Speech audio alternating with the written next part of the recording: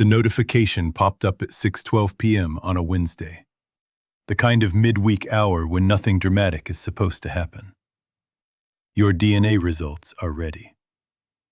I was standing at my kitchen counter in Naperville, Illinois, still wearing my work shirt, loosening my tie with one hand, while the other hand scrolled through emails that could wait. Outside, November had turned the yard into a wet watercolor. Brown leaves, gray sky, and that thin wind that makes you appreciate every wall between you and the world. The DNA kits were Caroline's idea. Fun, she'd said, sliding 2 slim boxes across the breakfast table 3 weeks earlier, like she was presenting concert tickets. We'll learn our heritage. It'll be a family thing. Our daughter Emma rolled her eyes the way 16-year-olds do when adults try to manufacture bonding.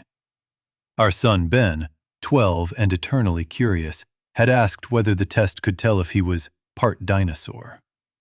Caroline had laughed too loudly, kissed his forehead, and said, "Only if you've been sneaking fossils into your cereal."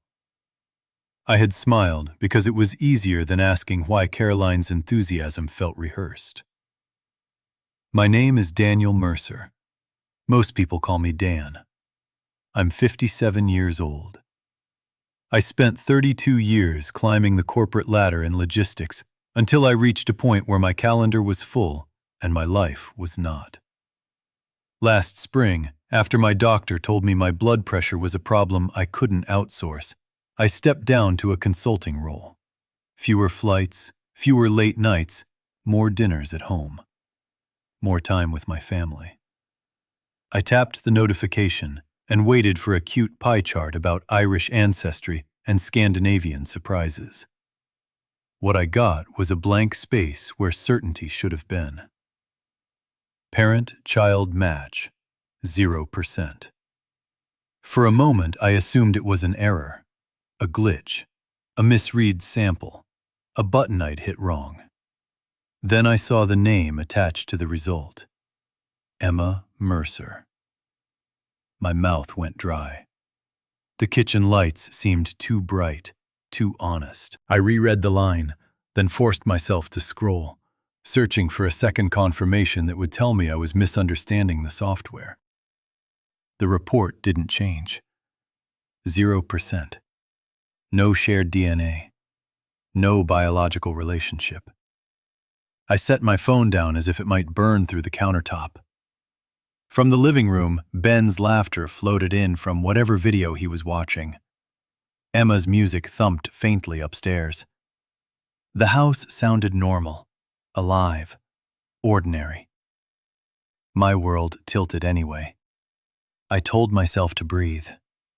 I told myself not to make a sound that would draw Caroline out of the laundry room where she'd been sorting winter clothes for the last hour. My hands moved on their own. I reopened the app. I checked the sample ID. I checked the timestamp. I checked the FAQ. Sometimes results can be delayed. Sometimes samples can be swapped. Sometimes people can be wrong. But a 0% match wasn't a rounding error. It was a verdict. A step creaked behind me. I turned too fast and saw Caroline in the doorway, a basket of folded towels on her hip, her expression neutral in a way that suddenly felt suspicious. "You got the results?" she asked. Her voice was light, almost too light. I stared at her. Yes. Caroline's eyes flicked to my phone on the counter, then back to my face. A tiny pause, the kind you only notice when your brain is rewinding everything it thought it knew. "And?" she said. "Anything interesting?" I could have shouted. I could have thrown the phone at the wall. I could have demanded the truth right then, in the kitchen where we'd celebrated birthdays and argued about curfews and pretended we were fine. Instead, I heard myself say, "Not yet. The app is loading." Caroline nodded too quickly. "Well, don't stay up all night playing detective," she said, smiling as if she'd made a joke. "Dinner in 20? She walked past me toward the pantry, and as she passed, I caught the faintest tremor in her hand on the towel basket. She knew. The thought landed with a cold weight. She had known the moment she handed us those kits across the breakfast table. She had known while she kissed Ben's forehead and laughed at the dinosaur joke.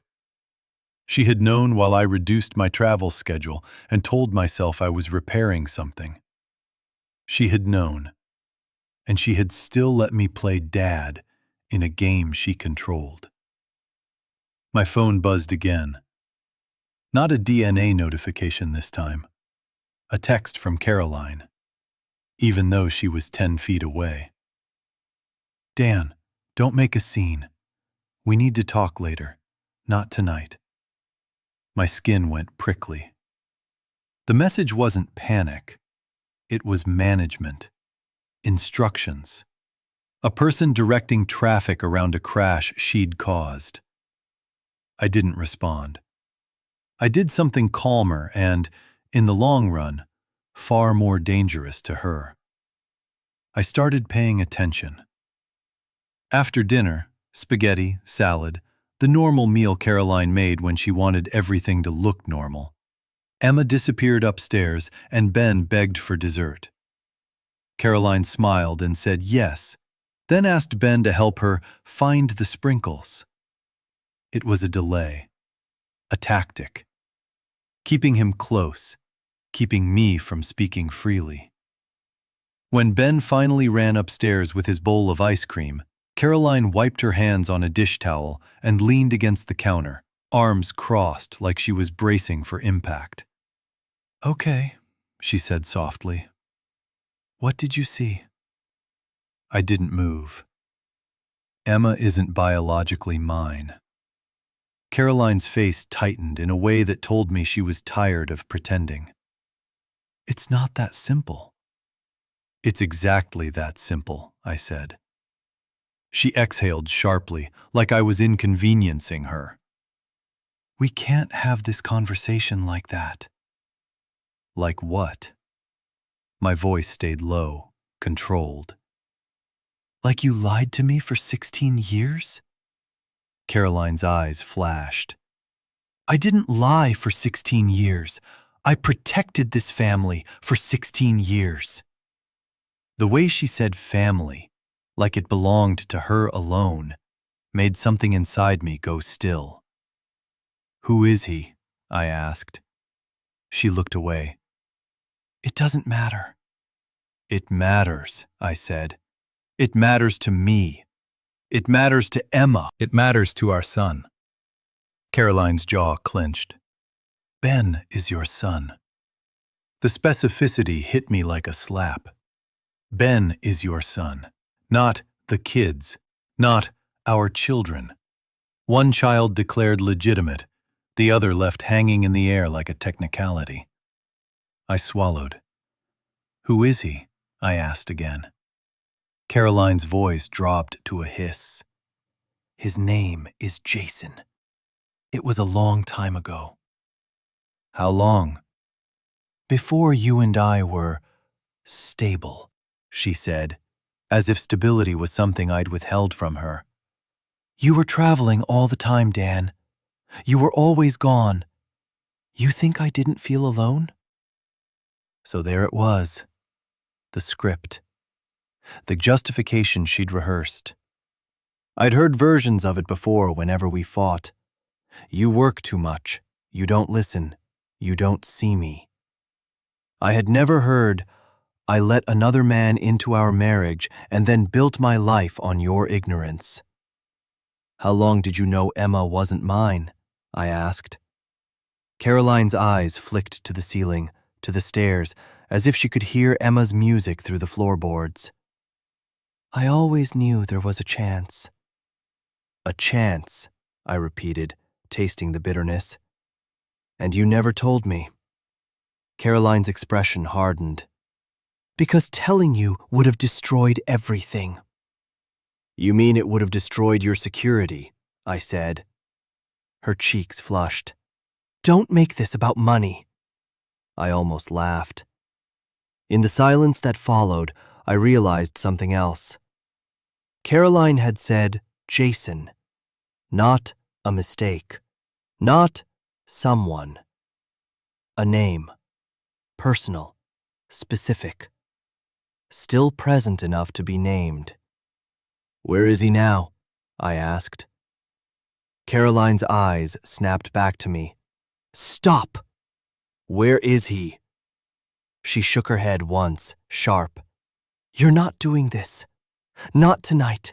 The kids, I said, seizing on the phrase. "Yes, the kids. Let's talk about them.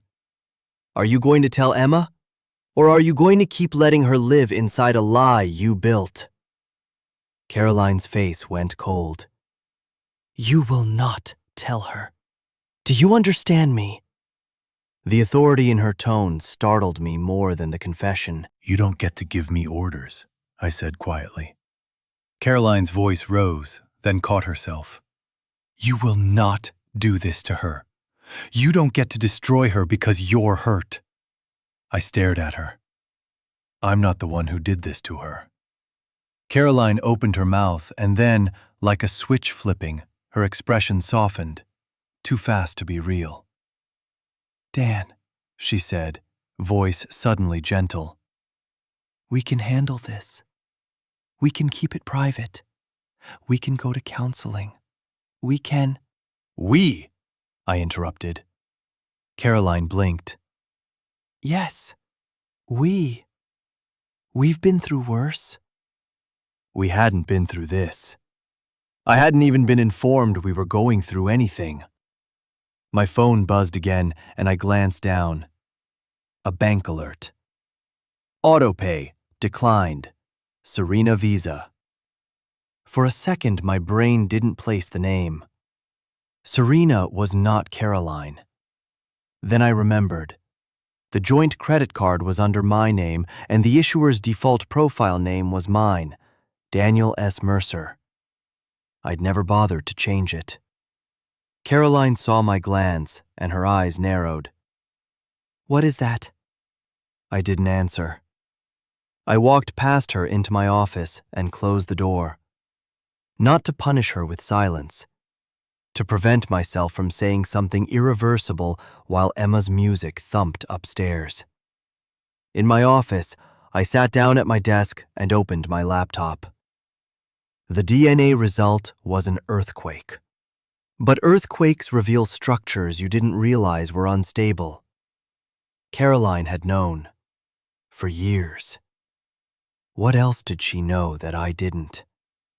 I logged into our joint accounts and started reading the way I used to read quarterly reports.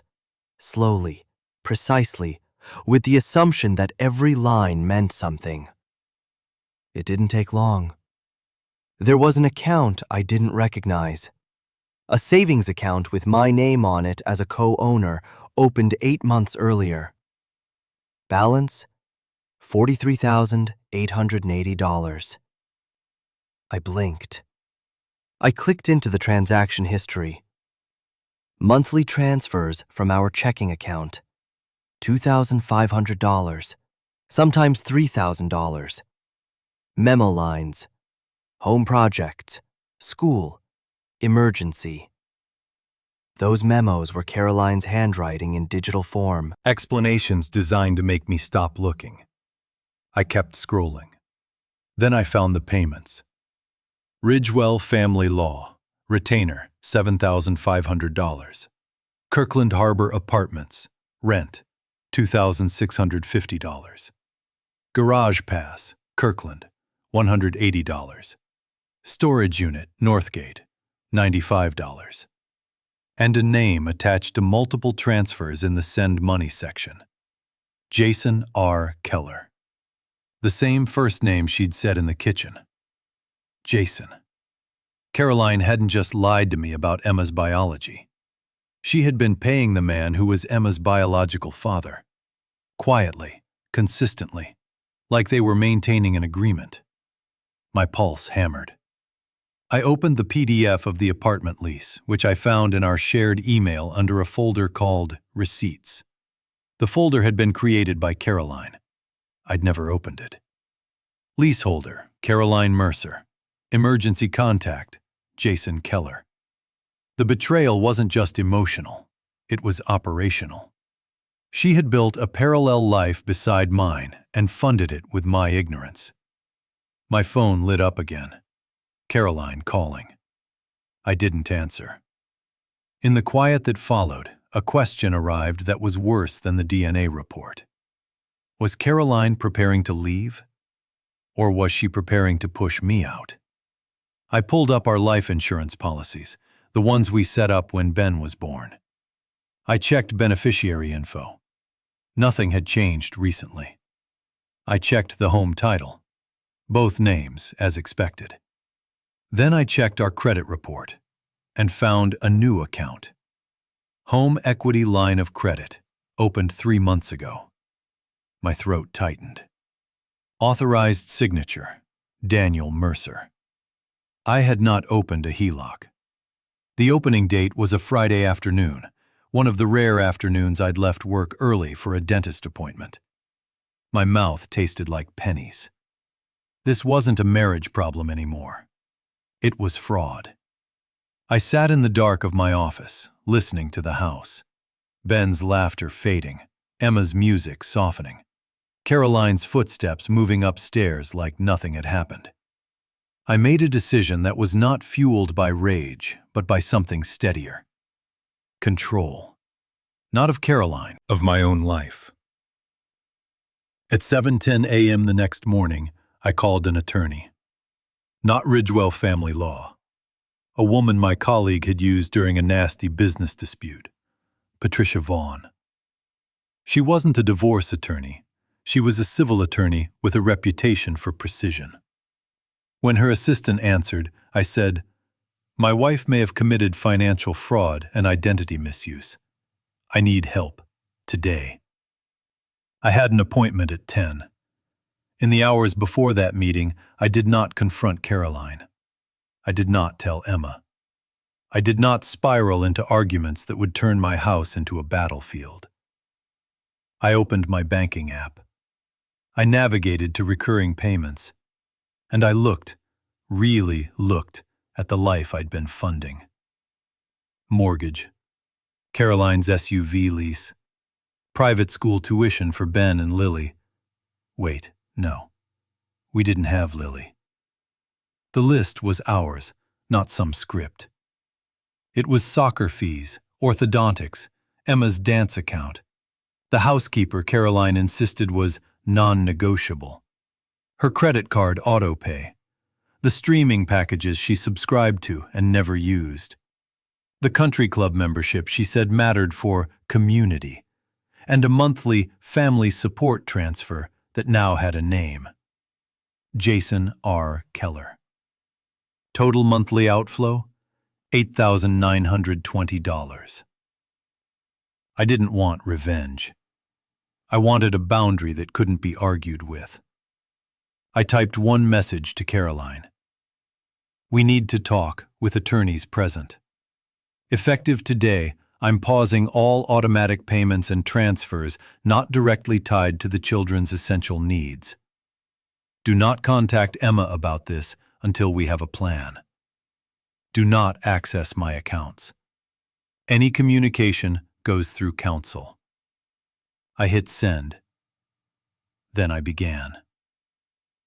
Credit card autopay. Canceled. Country club. Canceled. Housekeeper. Paused. Streaming bundles. Canceled. Jason Keller transfers. Canceled. The Kirkland apartment rent autopay. Canceled. Mortgage. Switched to manual payment from my personal account. I did not cancel Ben's orthodontics. I did not cancel Emma's dance tuition. I did not touch the kids' school fees. I moved those to direct pay from a new account under my control and changed passwords on every portal. Same money, different access. Within 20 minutes, my phone looked like a slot machine. Calls, texts, emails, notifications lighting up and disappearing. Caroline, Caroline, Caroline. Unknown number. Caroline. My mother-in-law. I ignored them all and drove to Patricia Vaughn's office. Patricia listened without interrupting. When I showed her the HELOC paperwork, her eyes sharpened. "This is criminal," she said. "And you're going to treat it like a business problem. Emotion stays out of the process." "I can do that," I said, though my stomach was still in knots. Patricia's plan was a checklist. 1. Freeze credit and set fraud alerts. 2. Contact the bank's fraud department about the HELOC. 3. Secure devices. Reset shared tablets. Remove saved passwords. 4. Hire a forensic accountant. 5. File for legal separation and temporary parenting orders. 6. Most importantly, protect the children from being weaponized. "Emma is 16, Patricia said carefully. "She will find out. The question is whether she learns it from a controlled conversation or from a screaming fight." I swallowed. I don't want to lose her. Patricia looked at me. "Being her father is not a DNA test, but your wife may try to use the test like a knife."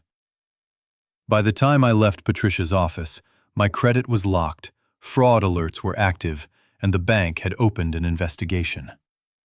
The fraud agent asked me, "Do you recognize the IP address used to submit the HELOC application?" "No, but I recognize the device in the house that stored every password. The kitchen iPad. Convenience had been expensive." That evening, Caroline tried to regain control the only way she knew, by rewriting the story. She stood in the kitchen while I cooked chicken and rice like it was any normal Thursday, her face composed, her voice quiet. "What did you do?" she asked. "I paused automatic payments," I said. "We'll talk through attorneys." Caroline's eyes flashed. "You're punishing me." "I'm protecting myself," I said. Her voice rose, then snapped back down. "Do you know what you're doing to this family?" "You did that," I replied. Caroline's face hardened. "If you tell Emma, I will never forgive you." The threat wasn't about forgiveness. It was about leverage. "I'm not letting you threaten me," I said, and turned off the stove. Caroline's expression changed, softness, like she was switching costumes. "Dan," she said, voice trembling now, "I made a mistake. A long time ago. But you were such a good dad. I didn't want to take that from Emma. I didn't want to take it from you." I stared at her. "Then why did you open a HELOC in my name?" Caroline blinked, just once. "What?" "I know about it," I said. "And I know about Jason Keller, and the Kirkland apartment, and the savings account." Caroline's face went blank for a second, too blank. Then she laughed, sharp and fake. "You're paranoid." I didn't respond.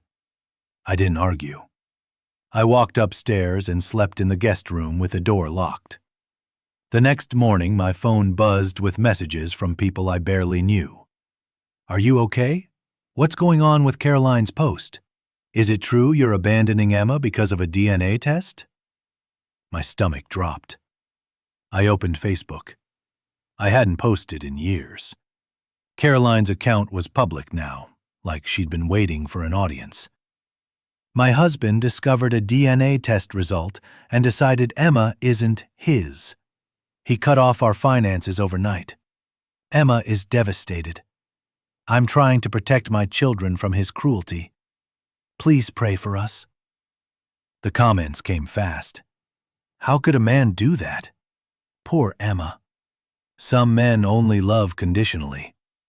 I stared at the screen, feeling the urge to respond, to defend myself, to scream the truth. Then I remembered Patricia's voice. Win in documents. I closed Facebook and opened my evidence folder. I saved screenshots of Caroline's post. I saved the bank fraud case number. I saved the transaction history showing payments to Jason Keller. I saved the Kirkland lease. Then I did something that felt almost impossible. I walked upstairs and knocked on Emma's door. Her music stopped. "What?" she said, voice edged with suspicion. Teenage radar picking up tension. I took a breath and said the truth in the only way I could. "Em, can we talk? Just you and me. Not Mom. Not Ben." Emma opened the door a crack. Her eyes were red, not from crying, at least not only. From anger. "You hate me now?" she asked, words sharp and terrified at the same time. My chest tightened. "No." She laughed bitterly. "Mom said you found out I'm not yours and you're kicking us out." I forced my voice steady. "I'm not kicking anyone out, and I don't hate you." Emma's lips trembled. She tried to hide it by crossing her arms. "Then what's happening?" I didn't lie. I didn't dump every detail on her either. "I found information that changes things," I said softly. "It has nothing to do with whether I'm your dad." Emma stared at me like she was looking for the trick. "Then why are you and Mom like this?" "Because your mom and I have adult problems," I said. "And I'm going to handle them like an adult. You don't have to carry any of it." Emma's eyes filled anyway. "Am I a mistake?" The question ripped through me. "No," I said immediately. "You're a person. You're my daughter. DNA doesn't erase 16 years of bedtime stories and science projects and dance recitals and driving lessons." Emma's throat bobbed. "Then who is—" "We'll talk about that with a counselor," I said. "With support. Not with shouting." Emma's face tightened. "Mom said you're trying to ruin her." "I'm trying to protect us," I said. "All of us." For a long moment she didn't speak. Then she said, very quietly, "Promise you won't disappear?" I swallowed. "I promise I'm here," I said. "Always." Emma nodded once. Not forgiveness, not understanding. Just a fragile agreement to keep breathing. That evening, Caroline tried to push the knife deeper. She texted me from downstairs, even though we were in the same house. "You traumatized her. I hope you're happy." I didn't respond. Instead, I called Ben into my office and asked him about school like it was a normal day. Because in the middle of an adult disaster, kids still need normal. The next phase happened in quiet rooms with serious people. Patricia hired a forensic accountant named Rafael Ortiz. Rafael didn't care about betrayal. He cared about timestamps and device logs, and whether the money trail told a coherent story. Within 2 weeks, Rafael had built that story like a blueprint. HELOC application submitted from the kitchen iPad. Electronic signature created from saved password vault. Funds drawn in 3 tranches. Tranche 1, paid Ridgewell family law retainer. Tranche 2, funded Kirkland apartment rent and deposits. Tranche 3, transfers to Jason Keller labeled family support. Raphael's memo ended with a sentence that made my stomach turn again, even though I'd already suspected it. Evidence suggests ongoing coordination between Caroline Mercer and Jason Keller. Coordination. Not one old mistake.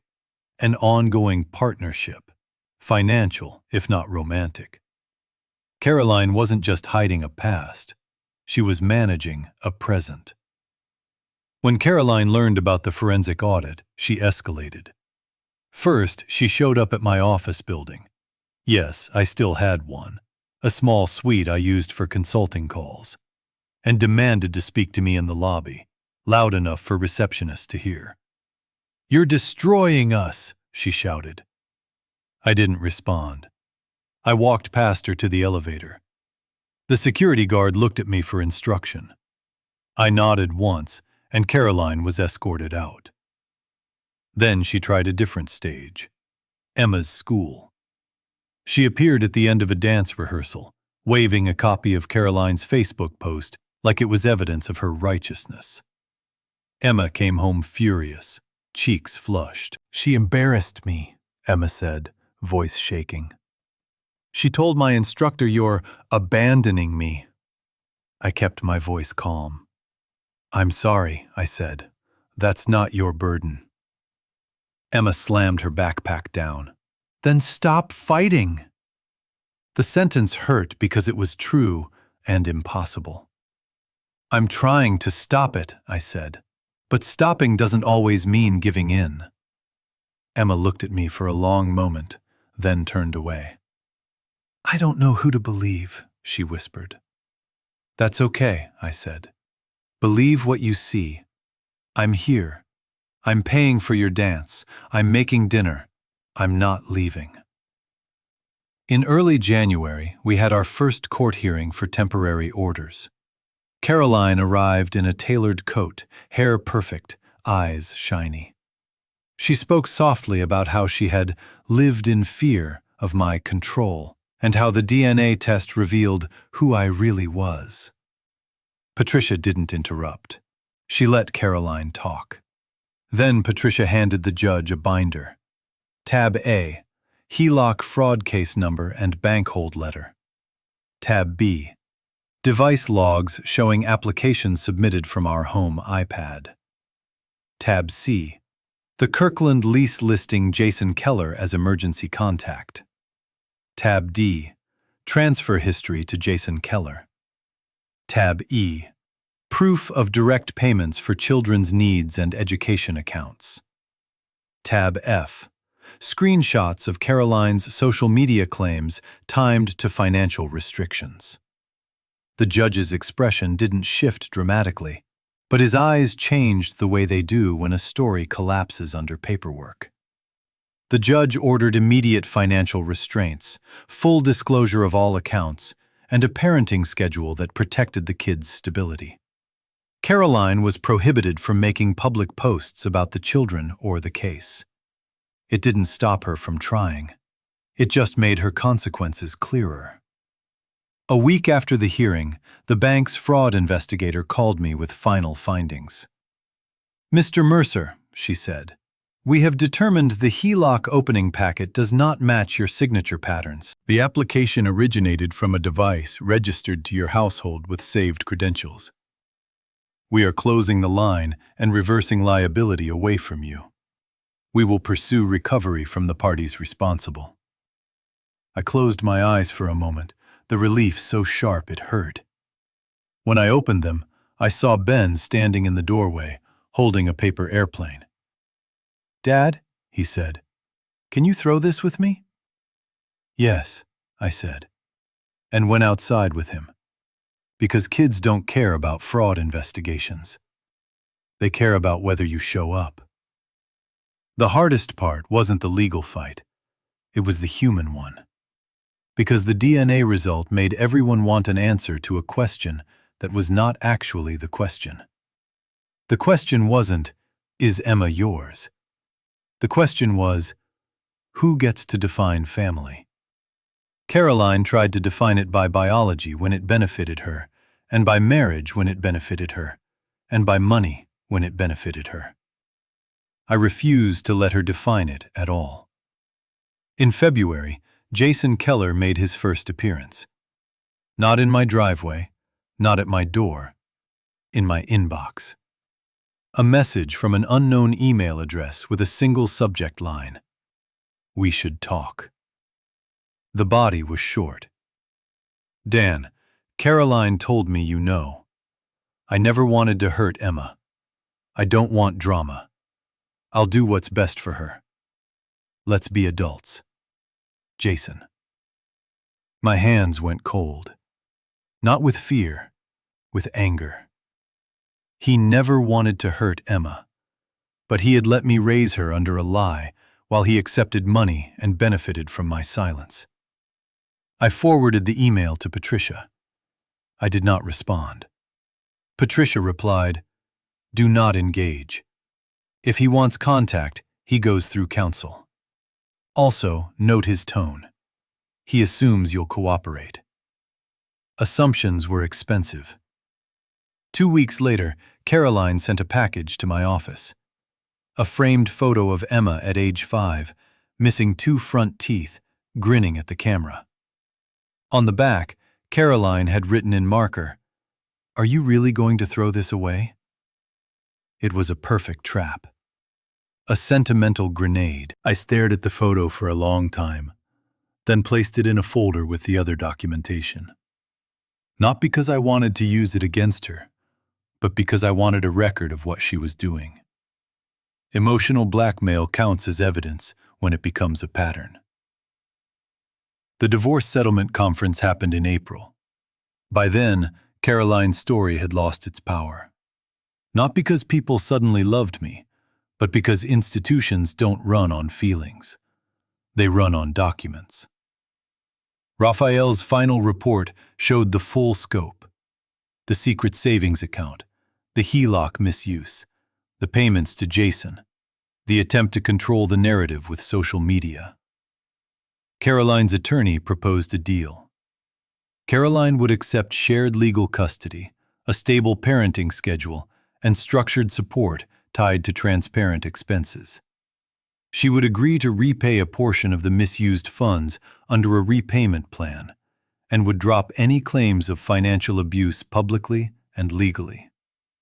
In exchange, I would not pursue civil damages beyond what the bank required, and I would not seek criminal prosecution beyond cooperation with the fraud investigation. Patricia asked me privately, "Do you want to punish her or end this?" I thought of Emma's question. Am I a mistake? I thought of Ben's paper airplane. I want to end it, I said. Ending isn't forgiveness. It's choosing to stop bleeding. So we ended it. Final orders granted a clear schedule. The kids primarily with me during school weeks for stability, and time with Caroline on alternating weekends with specific guidelines. Caroline was barred from discussing paternity or legal issues with the children outside therapy settings. All child-related payments were direct: school, activities, medical. No vague reimbursements, no cash transfers. And then came the conversation we couldn't avoid. In May, with a family therapist present, Emma learned the full truth in a controlled room with tissues on the table and no shouting allowed. Caroline cried. I couldn't tell if they were real tears or convenient ones.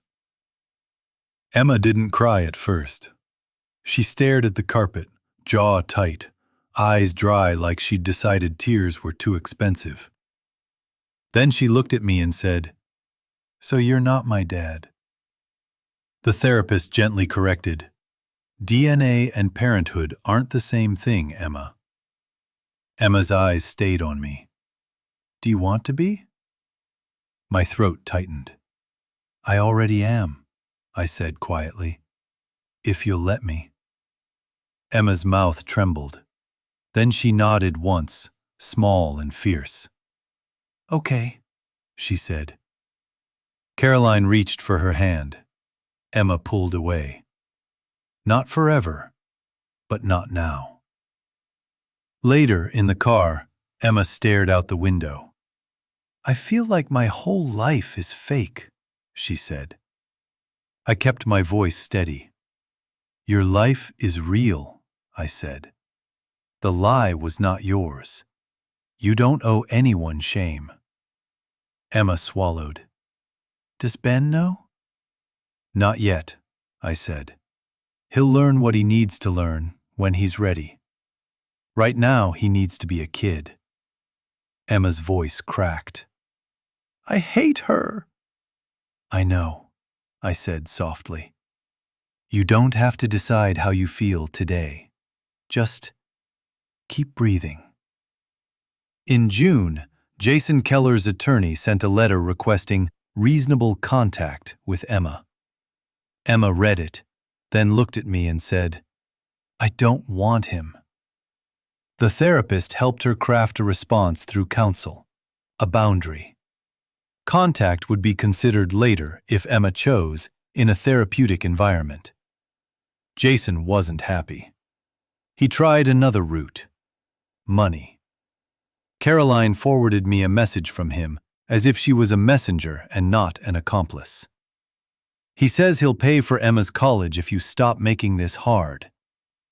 I stared at the text and felt a calm settle over me. I replied to Caroline with one line: all communication goes through attorneys. Do not forward messages from him. Then I blocked her number after 9 p.m., with a parenting app taking over communications, because boundaries aren't just declarations. They're systems. In July, Ben finally sensed the secret. He wasn't stupid. 12-year-olds aren't blind. They're just loyal. He had heard whispers in the hallway when I was on calls with Patricia. He had seen Emma come home from therapy with swollen eyes. He had watched Caroline's name flash on the co-parenting app and noticed how my shoulders stiffened. One evening, he followed me into the garage while I was taking out the trash. Dad, he said, voice small, is Emma still my sister? The question broke my heart in a quiet way. I set the trash bag down and turned to him. Yes, I said immediately. Always. Ben frowned. Some kid at school said my mom told his mom you're not Emma's real dad. My jaw tightened, not at Ben, but at Caroline's need to leak poison into the world. I crouched to Ben's level. Listen to me, I said. Families are built in different ways. Emma and I have a complicated adult situation to sort out, but it doesn't change who she is to you. She's your sister. You're her brother. That's the part that matters. Ben's eyes shone. Is she going to leave? No, I said. Not if I can help it. Ben swallowed hard. Do you still love her? I didn't hesitate. I love Emma, I said. And I love you. Love doesn't get divided in half. It multiplies. Ben stared at me for a long second, then nodded like he was filing the sentence away as a fact he could hold on to. That night, I called Patricia and asked, what can we do to make sure no one can weaponize this later? Patricia was quiet for a beat, then said, we can file a confirmatory order, an agreement that you are Emma's legal father and that neither parent will challenge that status. It's not about biology. It's about stability. 2 weeks later, I sat in a small courtroom with Emma beside me, her hands tucked into the sleeves of her hoodie. Caroline was there too, stiff and furious, but the judge didn't care about fury. The judge asked Emma one gentle question. Do you want Mr. Mercer to remain your legal father? Emma's voice didn't shake. Yes, she said. The judge nodded, signed the order, and the gavel tapped once. Quiet, almost anticlimactic. But to me it sounded like a door locking from the inside. By August, our house had found a new rhythm. Not a perfect one, but a stable one. Ben complained about homework. Emma practiced dance in the living room, headphones on, movements sharp and precise like she was carving anger into the air. I learned how to make dinner without asking Caroline where the spices were. I learned how to do laundry without folding it into shapes that pleased someone else.